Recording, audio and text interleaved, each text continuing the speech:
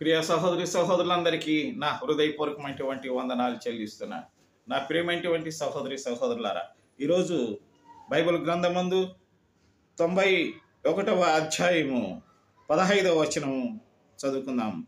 అతడు నాకు మొరపెట్టగా నేను అతనికి ఉత్తరం ఇచ్చేదను, శ్రమలో నేను అతనికి తోడయిందును, అతన్ని విడిపించి అతన్ని గొప్ప చేసేదను, దీర్ఘాయువు చేత అతనిని తృప్తిపరిచేదను, నా రక్షణ అతనికి చూపించదనని వ్రాయబడి ఉంది. In English, when he calls to me, I will answer him. I will be with him in trouble. I will rescue him and honor him.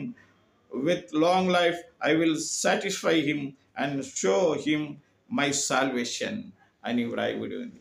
నా ప్రియమైనటువంటి సహోదరులారా, దేవుడు దయగలిగినటువంటి వాడు, కృపగలిగినటువంటి వాడు, కరుణ కలిగినటువంటి వాడు కనుక దేవుడు నిన్ను కాపాడి నీ కుటుంబాన్ని, నీ గ్రామాన్ని, నీ దేశాన్ని, నీ కష్టాలను, నీ శోధనలను నిన్ను ఆదరించి బలపరచునుగాక. ఆమేన్.